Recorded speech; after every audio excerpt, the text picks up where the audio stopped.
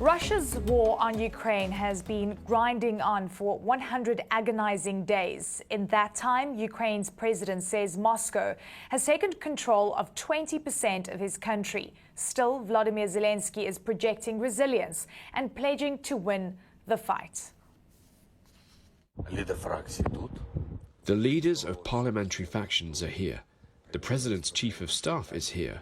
Prime Minister of Ukraine, Shmyhal, is here. Podolyak is here. The president is here. Our team is much bigger.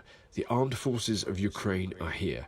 Most importantly, our people, the people of our country, are here. We have been defending Ukraine for 100 days. Victory shall be ours. Glory to Ukraine. Ukraine says it is conducting systematic counterattacks against its occupiers in the south and that it has thwarted Russia's attempts to recover lost ground. In the east, the Ukrainian military also says it has pushed back multiple Russian assaults, with President Zelensky claiming some success in Severodonetsk.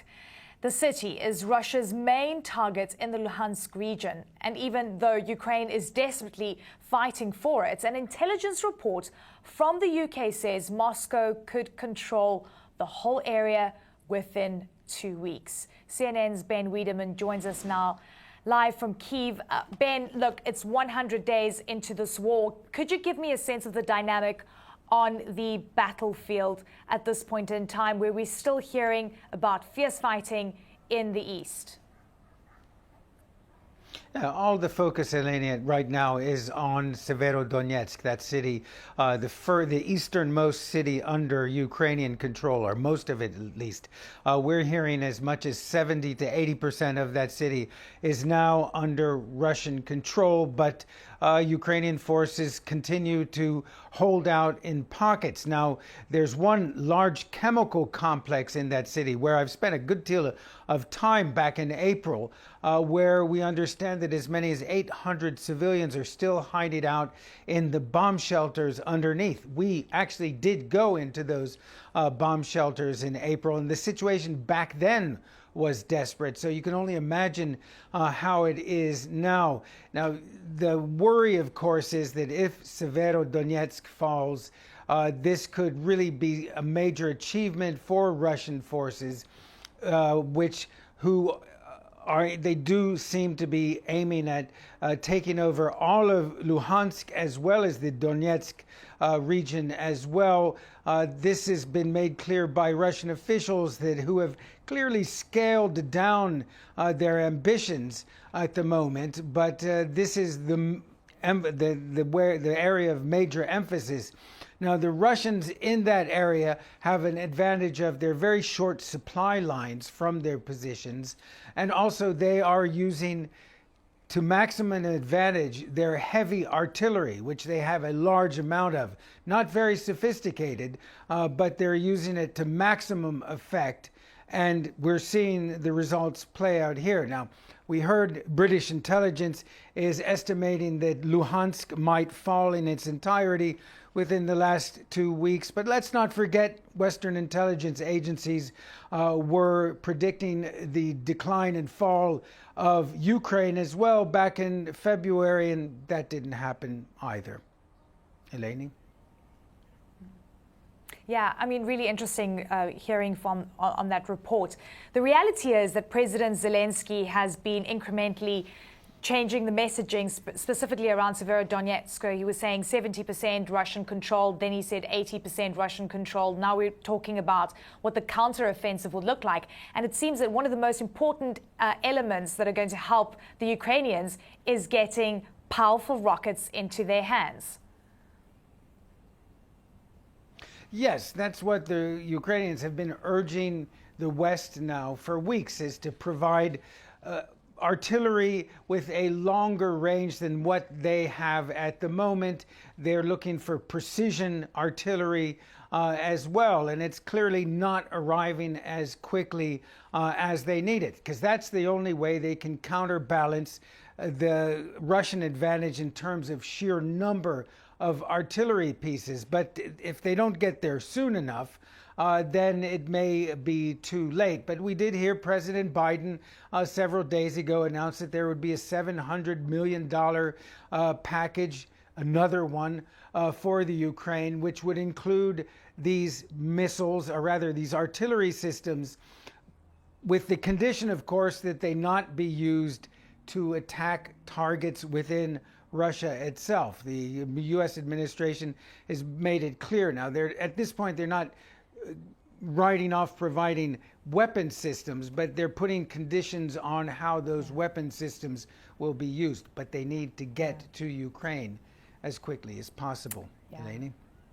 Exactly, and as they're discussing it over, the last few days, every second counts on the ground. Ben Wiedemann, always good to see you. Thank you. Joining me now to discuss the big picture there, retired General Wesley Clark. He's the former NATO Supreme Allied Commander. General, thanks so much for joining again. Thank you, John.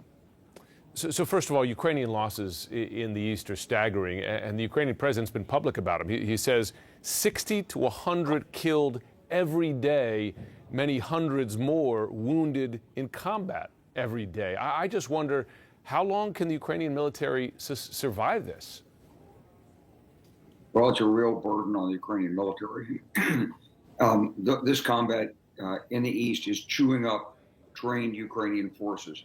And the Ukrainians are mobilizing reserves and trying to get the reserves trained, but you can't build reserve forces that are as competent as the forces that are being chewed up in the east. The Ukrainians they have a terrible dilemma, because if they give up the terrain to try to save the force, they give up their country.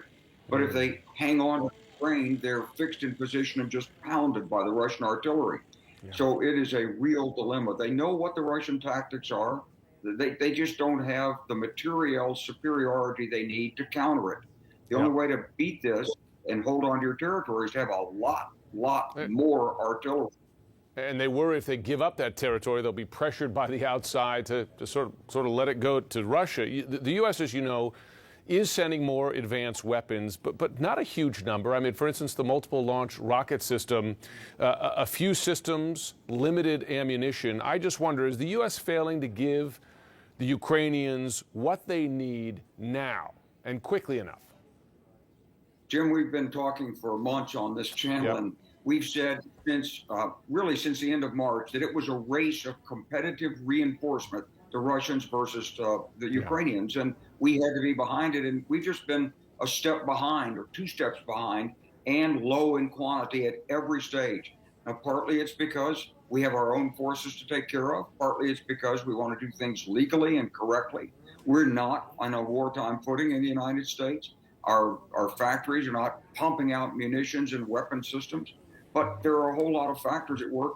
But the bottom line is not enough, not soon enough, and the critical moment is coming. You're going to see a breakthrough, I think, by the Russian forces out of Donbass. You're going to see mobile warfare. We've kept the Ukrainians from getting fighter planes. They desperately need those fighter planes, and they don't have enough mobile artillery systems. We're talking about shortages of several hundred systems. Okay, the other issue here, right, is that those ports, those Ukrainian ports on the Black Sea, particularly Odessa, I mean, they're blocked. I mean, they're blocked, and this is it's setting up a global food crisis here, because that grain and corn from Ukraine is not getting to the places it needs. What does NATO need to do here to get that open? I mean, they're supplying anti-ship missiles so Ukrainians can threaten Russian ships in the Black Sea, but should NATO be supervising some sort of safe passage here? Well, I think we'd like to have United Nations authority to do this. I think if you could get the United Nations to call for a coalition that are willing to open up the Black Sea, you'd put the pressure on Russia to move back, and you'd give the authorization for countries like Australia or others to come in, bring their assets and work. And it would also put pressure on Turkey. You know, Turkey controls the entrance to the Black Sea. Even though they're a NATO member, they're operating under their own legal Montreux Convention that's been in place for many years that limits warships and so forth going back and forth and how long they can stay there. So this is really an international community problem. And I would hope that UN Secretary General Guterres would really do something on this quickly and force Russia and China to either get out of the way or take positive action to open it up. Meanwhile, parts of the world may be going hungry soon. General Wesley Clark, always good to have you on.